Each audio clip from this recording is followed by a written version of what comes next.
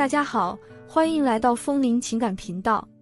您的点赞和订阅是我更新下去的动力，谢谢您。给女友洗内裤的时候，发现上面有个洞，被烟头烫出来的洞。可我已经戒烟1年多了，内裤的蕾丝边上有个小小的洞，不仔细看还真发现不了。5年烟龄的我一眼就认出，这一圈焦黄的轮廓绝对是烟头才会烫出来的。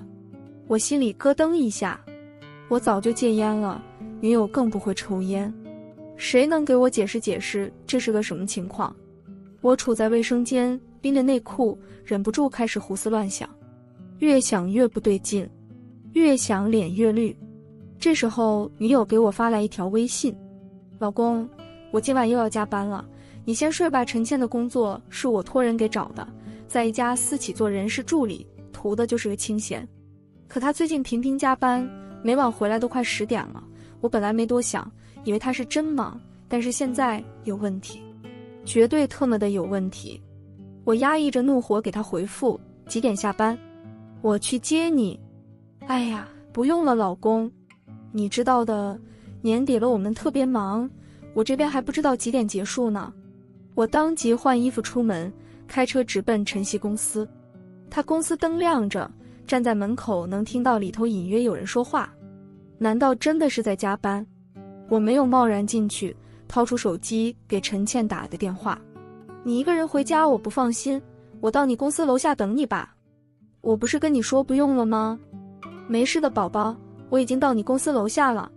电话那头的陈倩声音明显不对了，多了几分慌乱。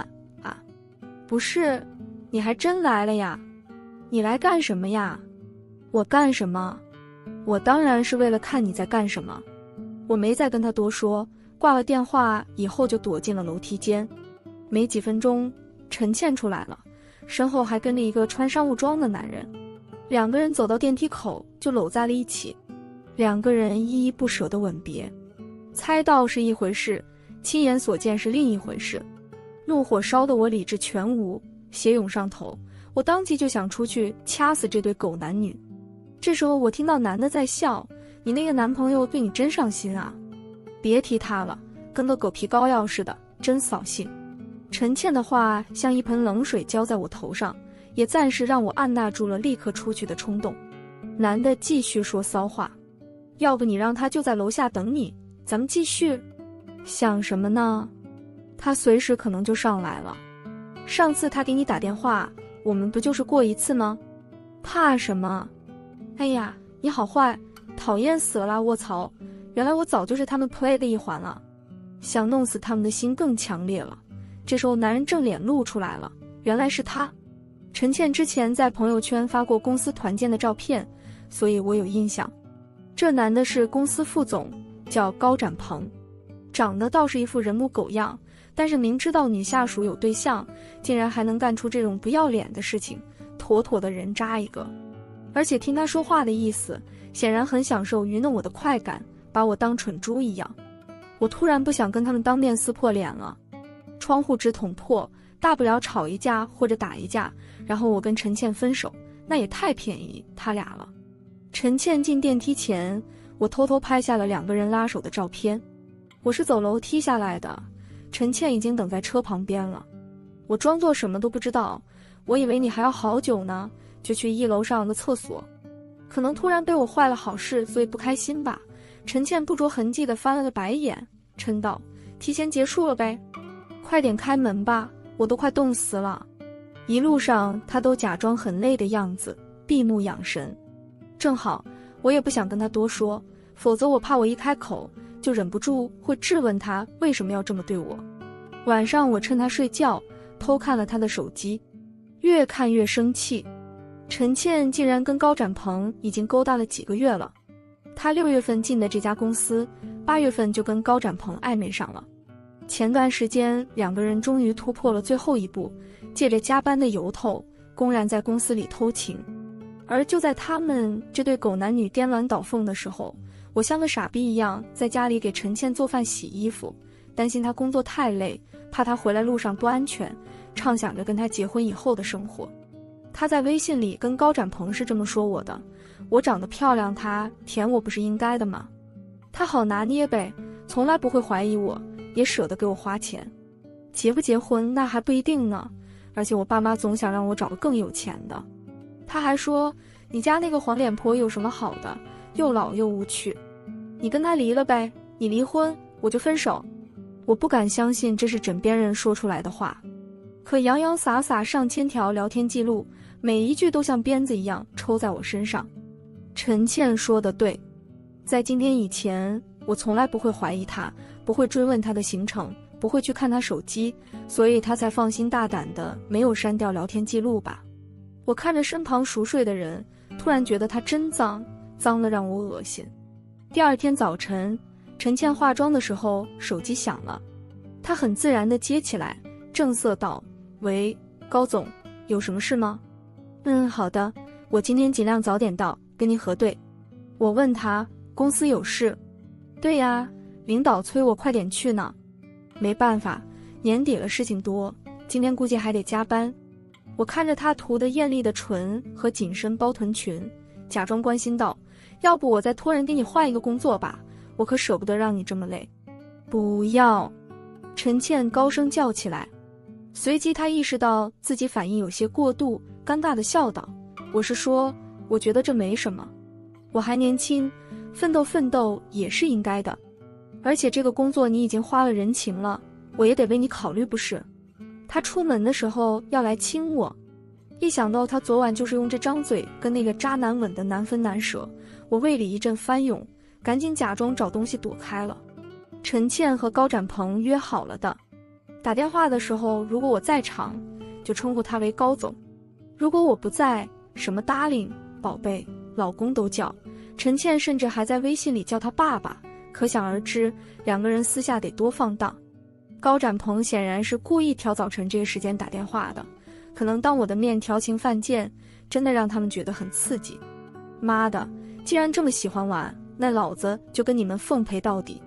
我去查了高展鹏的底细，原来这货不但有老婆，孩子都他妈2个了。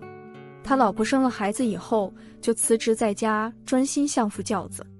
他爸妈都是退休的大学老师，跟他们住在同一个小区，帮忙带孩子。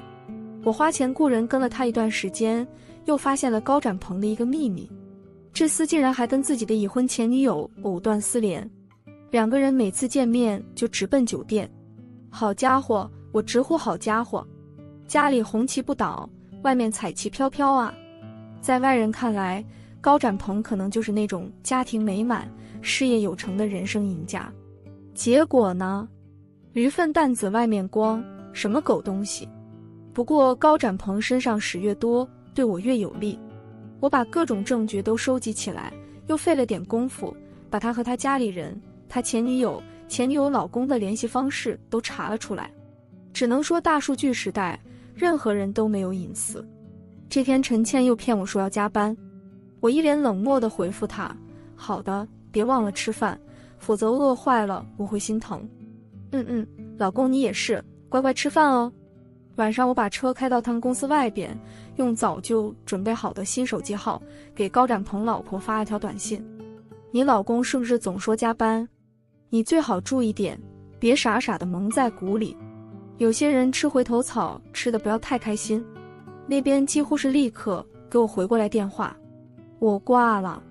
他只好发短信：你是谁？这话什么意思？他有个谈了很久的前女友吧？我言尽于此，他老婆再怎么问我都不回复了。对一个所有心力都在家庭上的女人来说，勾起她对自己老公的一点点疑心就足够了。我安心等在车里，果然没一会儿，高展鹏下楼了。他神情紧张，一边往停车场跑，一边握着电话急着解释什么。我乐了，这狗比仓皇而逃的样子真的很可笑。陈倩一副便秘的表情跟在后头，看到他也出来，我一脚油门撤了。高展鹏老婆虽然只是个家庭主妇，但人可不是省油的灯。他父母在本地开公司做生意，上头还有2个亲哥哥，可以说是从小被娇惯长大，听说性格挺泼辣厉害的。高展鹏本就跟前女友不清不楚，被我这么一告密，他老婆真要查起来还真不好说，所以这逼这段时间着实低调了起来。不但每天下班按时回家，也不在半夜跟陈倩微信里聊骚，这可把陈倩气坏了。陈倩像所有想上位的小三一样，对原配很看不上。她给高展鹏发微信，被那个母老虎管着有什么好的，又老又凶悍，难道我不比他好？啊呸，真是天真。高展鹏这种已婚男人，尤其各方面都过得挺如意，要的就是老婆孩子家庭稳固，外头勾三搭四玩得尽兴，家是家，玩是玩，分得很清楚。不过话虽然这么说，我可是要助力他一把的，不然游戏还怎么进行下去呢？为了刺激陈倩，这段时间我对他态度也来了个180度大转弯。吵架了，闹矛盾了，我都不再让步，经常把他气得脸红脖子粗。周阳，你吼我？居然敢吼我？吼你那都是轻的，正常来说我他妈该扇你。你从前对我的好都是假的。果然，男人都是贱东西，得到了就不会珍惜。我不珍惜。你骂我的时候，也不想想自己配不配被人珍惜。我任他发癫，哄都懒得哄一句。我两手一摊，随你怎么想了。陈倩被我这么一激，报复心更重，半夜趁我睡着，疯狂给高展鹏发消息，甚至还威胁他，如果还敢晾着他，不理他，那他就豁出去，直接当面去找他老婆。这话可吓到高展鹏了，而且高展鹏被老婆严管了一阵子，确实也憋得慌。于是两个人想了个招，出差。陈倩一进门就直奔卧室收拾衣服，那雀跃的表情藏都藏不住。老公，我们公司临时安排了人力资源的培训，我明天要去外地出差。啊，几天呀？就2天。我假意问他，宝宝，你是不是忘了明天是周六，我们说好跟你爸妈一起吃饭的呀？陈倩忙着在一堆衣服里挑选，头都不抬。一顿饭什么时候吃不行啊？这培训的机会错过了可就没有了。我冷笑，正愁没机会呢。他和那个奸夫是够狡猾的，为了私会煞费苦心。奸夫怕自己老婆问到公司来，真的给自己安排了一个出差，但是周5走，周6就会回来。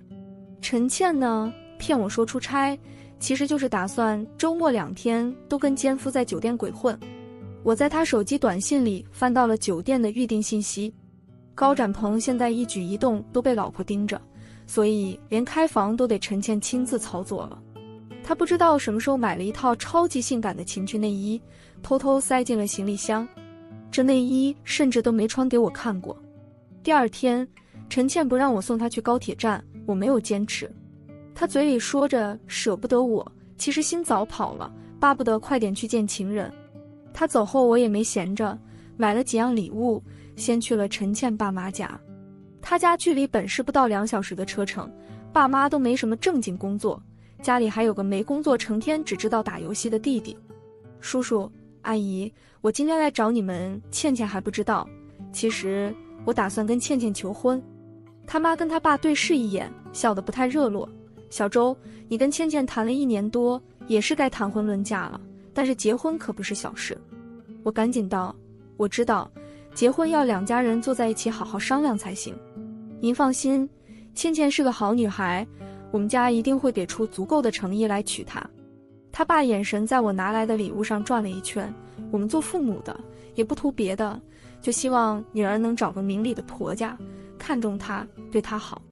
说的是不错，怎么叫明理？怎么叫看重？不就是看男方能给得了多少彩礼吗？陈倩爸妈不止一次问他，结婚的时候我家到底能出多少彩礼？我早打听过了，陈倩他家这边一般彩礼水平也就是6万6、8万8，不算过分。可仅仅是这样的话，他爸妈也不会在这跟我绕弯子了。我笑了笑，叔叔，您说的都对，您和阿姨放心，我家的彩礼肯定比别人家给的多，保证让倩倩不输给别人。听了我模棱两可的话，他爸轻咳一声。他妈会意，小周，我女儿是本科毕业，人又漂亮，你还不知道吧？就算我说倩倩已经有男朋友了，可是上我家来想给倩倩说亲的媒人，那是一个接一个。隔壁邻居上个月嫁女儿，条件跟倩倩比差远了，男方还给了20万彩礼呢。我缓缓道：阿姨，彩礼我家出50万。多少？50万。50万。他妈惊得差点跳起来。他爸水喝了一半，还没来得及咽下去，呛得连连咳嗽。小周，你说的是真的？你爸妈也是这个意思？我压下眼里的嘲讽。我跟我爸妈都商量过了，他们都赞同。我给老两口看了下我伪造的聊天记录，他妈瞬间喜上眉梢，看我这脑子，小周来了半天都忘了倒杯茶。我拦住他：阿姨，我还没说完呢。还有，我现在住的那套房子是我爸妈全款给我买的，回头我也会加上倩倩的名字。倩倩嫁给了我，我就要给足她安全感。这话一出，两个人高兴的都不知道要说什么了。你还愣着干什么？快去给小周洗水果呀！我听到卧室里传来打游戏的声音，我知道那是陈倩她那个不成器的弟弟陈勇。叔叔阿姨，我寻思陈勇总在家待着也不是个事儿。他爸摇头，这臭小子给他找的工作一个都看不上，轻松的说钱少，钱多的嫌累，天天在家气我们。我朋友开了个公司，缺个司机，每个月就开车接送下客户，工资小1万呢，要不我帮陈勇问问。这活轻松，赚的又多，时间还自由，你们看怎么样？他爸妈一听，激动地握紧我手不放。真的呀，小周，这事儿要是办成了，你可帮我们家解决了大问题啊。他妈更别提了，音量提高了8度。我早就跟他爸说，小周不会错的，把倩倩交给他，绝对没问题。真是个靠谱的好孩子。你们给陈倩打电话叫她回来相亲的时候，好像不是这么说的吧？无所吊位，人生如戏，全靠演技。然后陈倩爸妈强烈要求我留下吃完饭，我婉拒了。今天行程非常紧，我还要去办正事儿呢。到达陈倩订的那家酒店的时候是晚上10点，我安排的人一大早就在这酒店守株待兔。陈倩下午入住以后，他就把房间号发给了我，8402。这个房间号我又发给了另一个人。兄弟，我只能帮你这么多了。半个小时后，一个戴眼镜的男人带着一个壮汉进了酒店。我躲在楼梯口看着，眼镜男冒充服务生送东西，敲开了8402的房门。门开后，壮汉一脚就踹上去了。紧接着，陈倩惊恐的尖叫声响了起来。这时候还不算太晚，很多人都没睡，跑出来看热闹。我混在人群里，偷偷录像。高展鹏和陈倩衣衫不整，满脸惊慌。壮汉本就魁梧，很轻松就制住了高展鹏。眼镜男手里突然出现一根棒球棍，狗东西，敢给老子戴绿帽，老子今天不弄死你不算完。棒球棍狠狠抽在高展鹏肚子上，壮汉则一脚踢在高展鹏下面。高展鹏惨叫一声，捂着裆部倒了下去。疼，听着都疼，爽，看着就爽。外头都是看热闹的，没人敢进去阻止。再说现在的吃瓜群众都自己会脑补，这种谁看都会觉得是捉奸在床的戏码，巴不得多看一会热闹。高展鹏被揍得鼻血狂飙，陈倩躲在角落大叫，慌里慌张地把浴巾往身上裹。他眼看着高展鹏被人打倒在地，像只虾米一样蜷缩着不动弹，颤抖着声音威胁：你们是谁呀？再打人我报警了呀。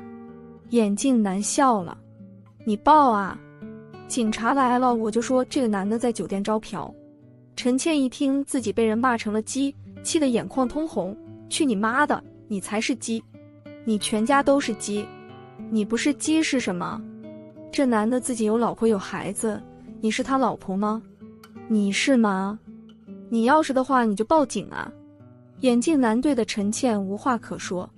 高展鹏趴在地上，听到报警2个字急了，赶紧出声阻止：别，不能报警。围观群众越听越兴奋，齐齐低声哦了起来。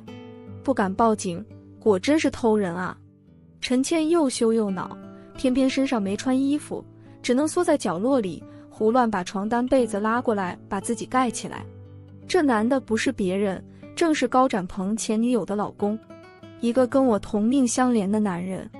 我昨天就把高展鹏跟前女友在酒店的照片发给了他，然后我说他如果想出气的话，我可以帮他，只要他不下死手，保证高展鹏不敢报警。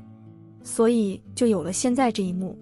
高展鹏肯定不想这事被闹大，否则他骗老婆说出差的事就瞒不住了，连带着他出轨2个女人的事儿，足以让他身败名裂，家里鸡犬不宁。眼镜男打够了，捏着高展鹏下巴，勒令他保证不再联系前女友，才放过他。高展鹏跪着求饶的模样，真特么解气。周日上午，陈倩就拖着行李箱，一脸疲惫地回家了，脖子上多一片红痕，特别醒目。宝宝，这么快就回来了？怎么没跟我说？我去接你呀。我装作什么都不知道的样子。陈倩撒起谎来，面不改色。培训压在1天就结束了，最重要的是人家想你了呗，所以就赶回来了。渣女的嘴，骗人的鬼。我狐疑地看向他脖子，你这里怎么了？过敏了吗？跟同事去刮痧，结果搞成这个样子。我也郁闷死了，早知道不去了。刮痧，亏他想得出来。我昨晚就注意到了，高展鹏在陈倩脖子上种了草莓。我本来还挺好奇，陈倩回来以后会怎么跟我狡辩，没想到他居然去做了个刮痧来掩盖。陈倩跟我说了几句话，就借口要去洗澡，拿着手机躲进了卫生间，其实是去关心他情妇的伤势去了。我还是忍耐着没戳穿。2个人精心策划的私会横遭变故，高展鹏被打怕了，又成了王八，缩进了他的龟壳。他在公司见了陈倩，绝不敢多嘴一句，生怕被有心人发现。毕竟他现在还不知道他跟前女友的事到底是谁给告密的。高展鹏甚至还哄着陈倩把手机里的聊天记录都删了，幸好我早都备份了出来。陈倩因为高展鹏再一次退缩的态度又不爽了，自以为成功拿下的男人转头又回归了家庭，哪个小三能甘心？我跟陈倩聊天的时候故意说起高展鹏跟他老婆。宝宝，我今天在路上好像看到你们那个副总了，搂着他老婆，特别温柔体贴，真是个好老公。我就往死里夸高展鹏老婆，夸他人没有气质，夸高展鹏对老婆照顾有加，是个好老公。陈倩气的嘴角直抽抽，偏偏不能在我面前露出什么马脚。她不停地在微信里逼问高展鹏，你到底要我等到什么时候？我不想再偷偷摸摸了。之后没几天，晨曦公司的年会就快到了。年会定在一家5星级酒店，他还有一个个人独唱的表演。我自告奋勇帮他搞定演唱时的舞台背景视频。年会前1天，我给陈倩爸妈打电话，叔叔阿姨，我打算明天跟倩倩求婚，你们可不可以一起来做见证啊？行啊，没问题。我想给他个惊喜，所以你们可千万不要说漏嘴。哈哈哈，那是肯定的。对了，小周，陈勇工作那事，我忙糊涂了，忘了跟你们说了。我朋友说看在我的面子上，答应了。毕竟陈勇是我未来的小舅子，那不跟亲弟弟一样吗？嗨呀，小周啊，还得是你。改天我们带着陈勇这小子去谢你。陈倩爸妈对我千恩万谢，我说都自家人，那不是应该的吗？从头到尾我只强调一个点，我和陈倩都要结婚了，所以帮助陈勇理所应当。也就是说，如果我跟陈倩没能结婚，那他弟弟跟我可就没有1毛钱的关系。陈倩爸妈沉浸在天大的喜悦里，恨不得我跟陈倩立刻结婚。我甚至听说这段时间他爸妈都带着他弟开始看房了。乐吧，现在多开心，知道真相的时候就有多失望。这一切都是你们的宝贝女儿害的。第2天，陈倩特意早起做了2个小时的妆造，然后带着她那身昂贵的礼服战袍出发了。我不用问都知道她在想什么。她公司的年会，高层领导都会带家属出席，陈倩这是卯足了劲要在高展鹏面前跟他老婆一较高下。我把陈倩送到了酒店，然后也偷偷溜了进去。酒店大堂足够大，我躲在最偏僻的角落假装打电话，服务员都以为我也是这公司的人，没有人对我多问什么。年会正式开始以后，老板和副总们挨个上台发言。轮到高展鹏的时候，我给他老婆发了条短信：高总这么优秀的男人，值得更好的女人。感情没了就是没了，强扭的瓜你觉得会甜吗？他搂着我说你是个泼辣又无趣的黄脸婆的时候，我真觉得你很可悲。今天有我的表演，希望你睁大眼睛好好看看，是你跟他配，还是我更配？高展鹏老婆本来开开心心举着手机录像呢，收到短信后脸迅速垮了。对不起了，但是我可没有无中生有，这些话就是高展鹏跟陈倩在微信里说过的原话，而且这也的确就是陈倩现在的想法。高展鹏下台后，似乎察觉到老婆情绪不高，问了几句，他老婆冷着一张脸什么都没说，只是全程死死盯着每一个上台表演的年轻女孩。这时候我电话响了，是陈倩爸妈。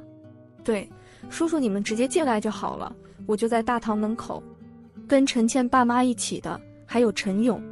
陈勇知道我帮他找了份清闲又高薪的工作，见了我笑得异常灿烂，姐夫长姐夫短的叫我，这可是从来没有过的。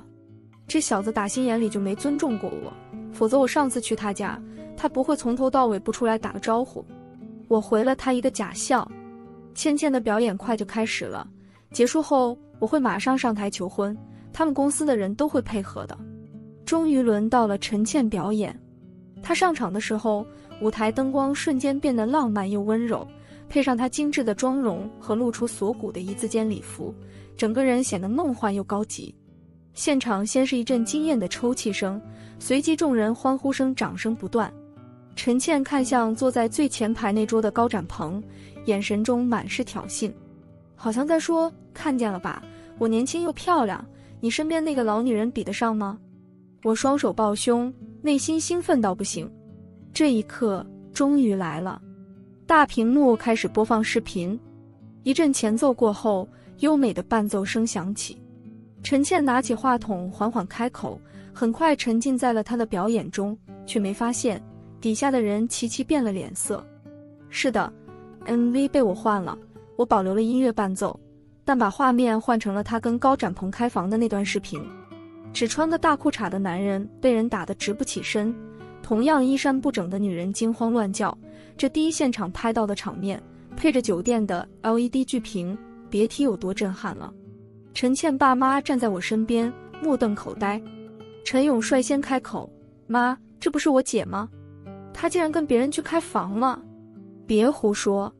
他妈赶紧出声打断他，随后紧张地看着我：小周，这个人肯定不是倩倩，我自己的女儿，我不会看错的，绝对不是。陈勇虎了吧唧的兀自犟嘴：那怎么不是？后半截话被他爸一个眼神制止了。我听不进去，全程懵逼加震惊。当然了，我装的。小周，他爸声音都有几分发颤，这里头肯定有什么误会。再看高展鹏，这厮居然还能坐得住，嘴巴半张，盯着大屏幕，眼珠子都快掉出来了。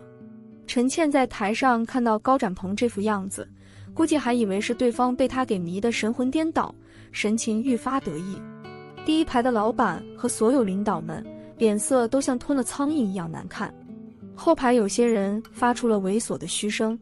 陈倩唱着唱着察觉到不对劲，底下的人好像都不是在看他，而是他的身后。他缓缓转身，此时镜头刚好对到他披头散发的样子。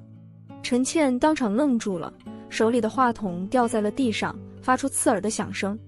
我痛心疾首：叔叔，现在你还能说那不是陈倩吗？他爸妈无言以对，羞得恨不得钻地底下去。此时全场人目光都集中在陈倩和高展鹏两个人身上，哦，还有高展鹏他老婆。高展鹏像只摇尾乞怜的狗，就差跪在他老婆面前了。老婆，不是这样的，你听我解释。他老婆暂时还比较平静，语气中甚至听不出有多生气。这就是你跟我保证的，绝对不会乱来。但是哪个女人看到老公出轨开房的视频能不生气啊？暴风雨前的宁静罢了。老婆，咱们先回家，回家我跟你解释行吗？一个前女友还不够，现在又勾搭上了公司的狐狸精，怪不得你天天说要加班呢。老婆，我真的没有对不起你。高展鹏这种死到临头还敢狡辩的态度，终于惹怒了他老婆。他猛地拍桌，中气十足地指着高展鹏鼻子骂：去你妈的，你再给我胡咧咧试试，老娘先收拾那个狐狸精，然后再收拾你。好啊好啊，原配的气势终于亮出来了，就该这样。要不是身旁还站着陈倩爸妈，我肯定得叫好。高层领导的桌子距离舞台最近，高展鹏老婆3两步就冲到了台上，陈倩吓得连连后退，却被一把薅住了头发。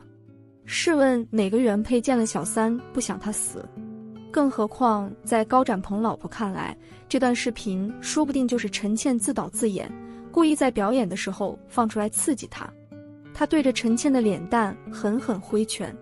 是的，挥拳。一般女人打架都是抽耳光，这娘们是真厉害啊，出拳如风，我怀疑她练过拳击。当小三很得意是吗？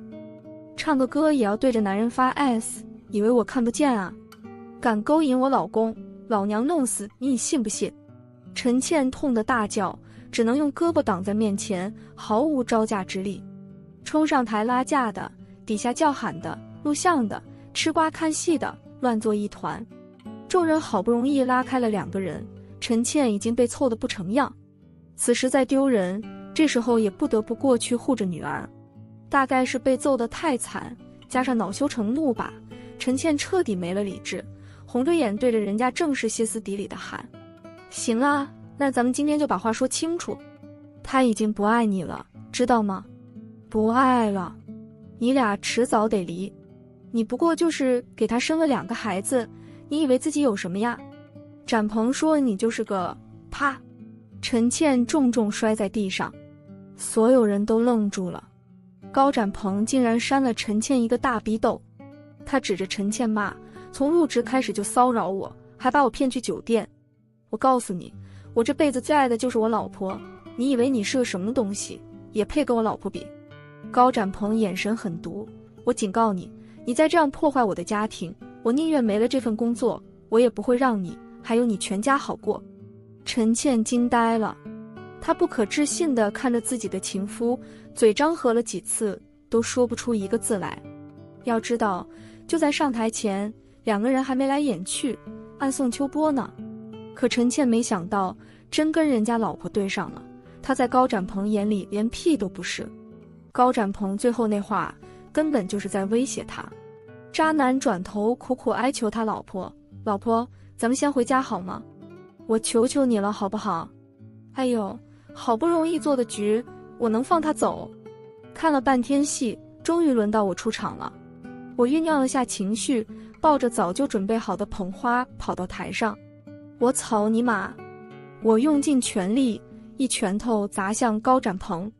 这一拳我憋了很久了，他根本没防备，踉跄了几下倒在了地上，没醒到嘴里直接吐出一颗门牙。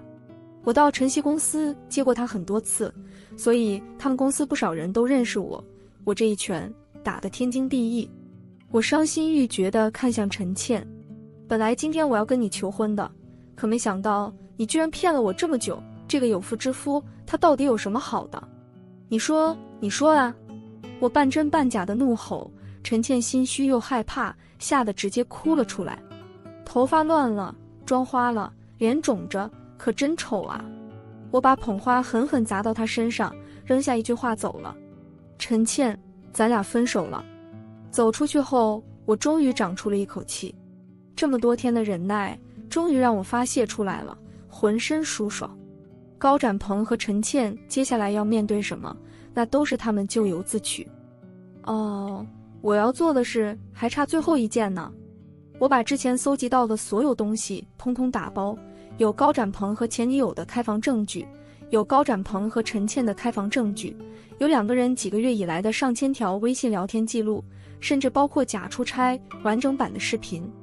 高展鹏老婆一份，他爸妈一份，公司所有人手一份，邮箱都是在陈倩平板里的工作邮箱里拷贝来的，主打一个受害家属和吃瓜群众雨露均沾。他老婆会不会跟高展鹏离婚我管不着，但是我要他身败名裂。没想到终日在网上吃瓜，有一天我竟然也因为被绿做起了 PPT。弄完这些，我美美的睡了一觉。第二天一大早，陈倩被她爸妈强行扭送到我这里，但是我没让他们进门。她爸妈居然还想着替她求情。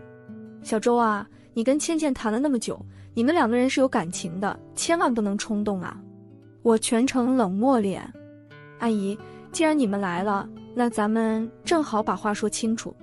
本以为咱们能成为一家人，互相扶持，我多一对父母，多一个弟弟。但现在，反正我跟陈倩呢，肯定是不可能了。小周，你冷静下，你再想想好吗？陈倩已经得到了教训了，你要实在不解气，她任凭你打骂，只要你出气了就行。陈倩不满地大喊：爸！我看着陈倩脸比昨天肿得还高，眼睛也是哭得又红又肿，没有一丝同情。叔叔，您不必费心了，您也是男人，换做您是我，您觉得能忍吗？陈倩的东西我已经收拾好了，你们正好都拿回去吧。我这里不是垃圾站，不是什么垃圾货色都收的。我话说得很不好听。陈倩身子一抖，随即怒视我，我一个眼神都懒得给她。怎么，老子哪句话说的不对吗？我把收拾好的行李箱扔出门外，然后二话不说直接关门。陈倩她爸眼见已经无可挽回了，站我家门外就开始痛骂陈倩，没出息的东西，你看看你这弄的是什么事？我跟你妈为了你的婚事操碎了心，结果你呢？自己的工作没了，还让我跟你妈陪着你丢人。还有你弟的工作跟房子全被你个没脸的东西折腾没了。50万彩礼呀，任周阳还愿意房子加你名字，你上哪儿再去找这样的人？你说现在咋弄？陈倩大叫，你们要给儿子买房子跟我有什么关系？天天让我找个有钱的，不就是为了吸我的血去养他吗？现在来装什么慈父慈母？反了你了，敢跟你老子这么说话啊！打骂声哭喊声不绝于耳。他爸，别打了，别打了，一会儿让人看见了，有什么回家再说。你给老子滚，老子没有你这种女儿。我看着门外的监控，笑出了声。当初我去给陈倩爸妈画饼，要的不就是这一刻吗？饼有多大，他们就有多怨恨自己的女儿。高展鹏那边也没好到哪儿，他一边要应付老婆，一边还想舔着脸继续留在公司。但是公司里走哪儿都被人指点议论，他实在待不下去，自己卷铺盖滚蛋了。他老婆直接跟他提了离婚，要求他净身出户，2个孩子归老婆，高展鹏每个月还要支付一笔不小的抚养费。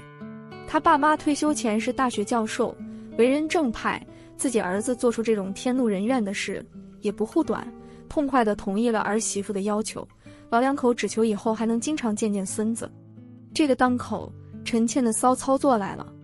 陈倩爸妈本来以为用我家给的50万彩礼，再加上他家的积蓄，给儿子买房付个首付没问题，房贷呢，陈勇用自己的工资就行了。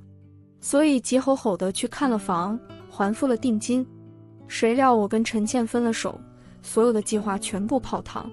但是房子那头不买的话，10万定金就打水漂了，他们只好到处借，才凑齐了首付。一家子里，陈倩铁了心要上位，他爸妈决心为儿子房子努力，都不要脸了，竟然想出了让陈倩假装怀孕的馊主意。高展鹏对陈倩避而不见，陈倩居然就拿着孕检单找到他爸妈家去了。高展鹏他妈气晕过去了，他爸叫了救护车以后直接报了警。在警察面前，陈倩哪儿还敢说谎，老老实实交代了自己根本没怀孕的事实。高展鹏本就因为老婆净身出户的事满肚子憋屈，知道这事儿以后，马上带人去了陈倩家，把家里砸了个稀巴烂。陈倩爸妈也气坏了，又报警。两边狗咬狗，简直就是一出精彩大戏，让我乐了好久。某天半夜，陈倩不知道哪根筋不对，居然打电话来骂我：周阳，你牛什么呀？你敢那么对我说话，我就是绿了你了怎么样？我跟高展鹏还不止在酒店那一次呢，你个舔狗还不知道吧？我云淡风轻地回他，不就是加班吗？你跟高总的加班记录，还是我帮你群发工作邮箱的，为的就是让你们所有的同事都能知道你俩有多爱岗敬业。电话那头的陈倩愣了，好半晌都没说话。他咬牙切齿：周阳，是你。没等他说完，我就挂了电话，然后拉黑了他。向来心高气傲，自以为把我这个舔狗玩弄于股掌之间的陈倩，知道真相后，恐怕要生生吐出几口老血来。人见自有天收，天不收我收。